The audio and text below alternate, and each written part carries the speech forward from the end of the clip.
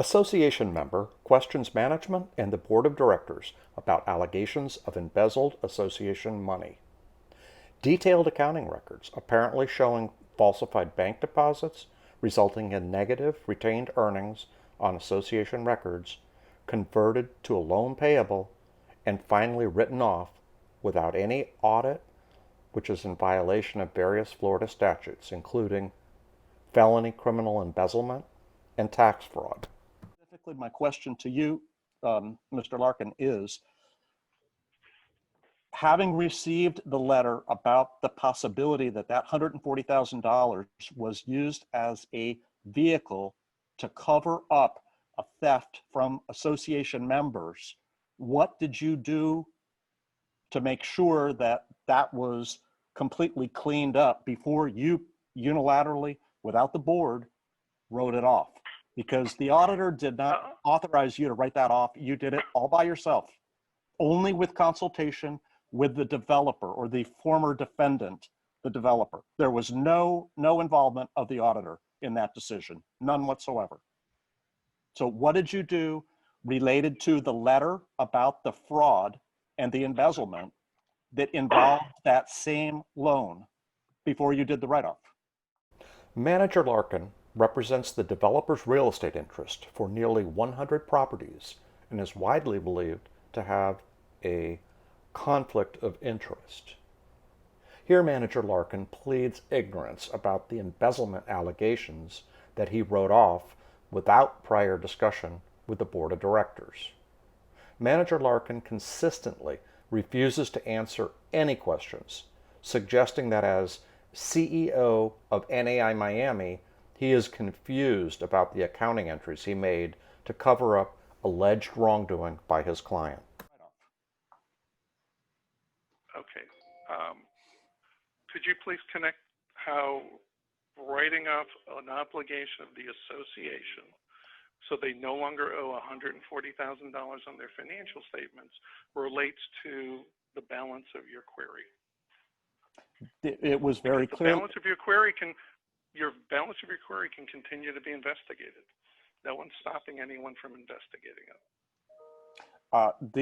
The relationship is direct transactions, journal entries in our accounting system that you have in your possession that terminated with that loan.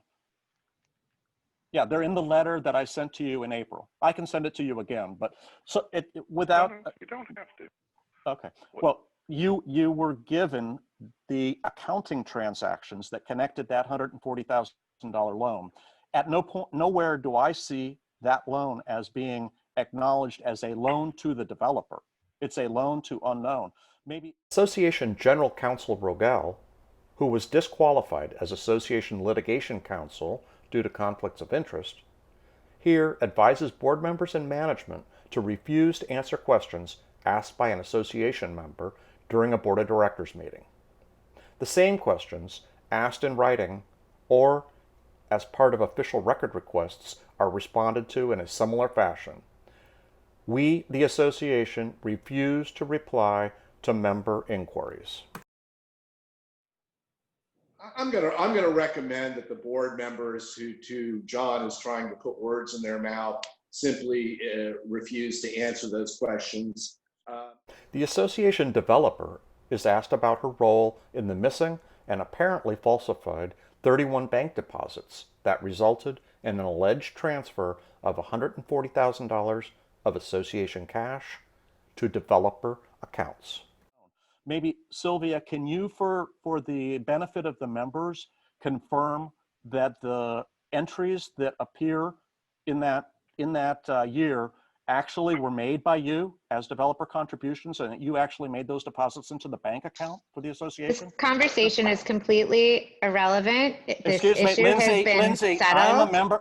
This is discussion. And I'm a member. Please don't interrupt me, Lindsay. John, relax. You asked Sylvia a question, and I'm her Okay. attorney, and I'm answering that this question is irrelevant. The issue was resolved in the settlement agreement, and there's no further discussion that my client needs to have with you about this. Developer attorney Lair, being questioned about her firm Siegfried Rivera's intentions to settle documented criminal embezzlement in exchange for money via a civil settlement agreement. Here she threatens association member with actionable defamation for asking the question. That's fine. Then let me just ask, let me ask clarification from you, Lindsay, since you brought it up.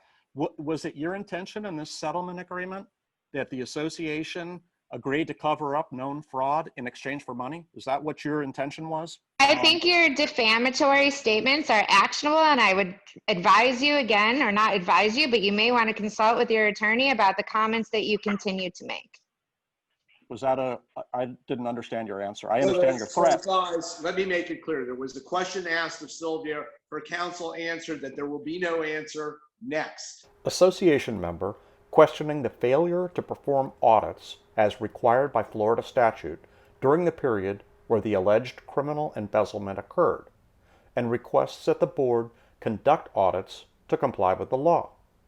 Association attorney Rogel states that there is no interest in conducting audits related to the alleged embezzlement. The last question I have is, there are no audits for the period in which this alleged fraud occurred. I believe that it's a requirement of the Florida statute that we have audits. In consideration of the fact that there have been allegations that have been very carefully documented of fraud, and there have been no audits at all for the periods in which it occurred, could I request that the board move that audits be conducted for this period where the alleged fraud occurred? You can request. I'm suggesting that you just requested. Does anybody want to do that? No. Okay, moving on. Association member asking about current litigation where the developer CPA that conducted the alleged fraudulent accounting is currently suing the association for non-payment of accounting records that occurred during the alleged fraud. The taxes were clearly fraudulent. They are totally out of, they're not consistent with the books at all.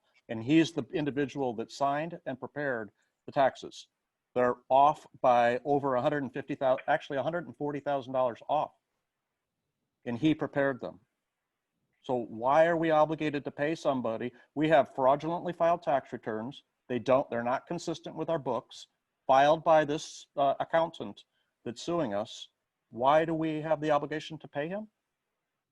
Attorney Rogel advising that if the CPA was involved in the fraud, it would have required participation by a member of the board. He goes on to advise the board to pay the CPA and put the matter of criminal embezzlement and falsified IRS tax returns behind us. So I don't know if John's characterization of him filing a fraudulent tax report is correct. Obviously, well, I shouldn't say obviously. Normally, when an accountant prepares and files tax returns for a client, they obtain some authorization from the client before filing the return. Association President Posada is instrumental in the alleged cover-up. President Posada consistently voted against any developer litigation, refused to speak with the official legal committee, and refused to allow participation during board meetings. 100% of his votes have been in the interest of the developer and against the association. President Posada was elected with 76 votes from the developer and has confirmed a commercial relationship with the developer. Here, President Posada is confirming that he wants to pay off the CPA that committed the alleged criminal embezzlement and prepared falsified tax returns to, quote, put this behind us. For the record, the motion to write off the questionable $140,000 loan passed with President Posada's yes vote along with one other yes vote, for a total of 2 yes votes to write off the loan out of 5 member votes. 2 yes, 2 abstain, 1 no. Why do you guys think we should go ahead and pay? Because what he said to me is that he got all the emails and everything from board members asking him to do the job, Now, We don't Jeremy have any other confirmed. choice to pay any. Yeah, we just pay him and move forward.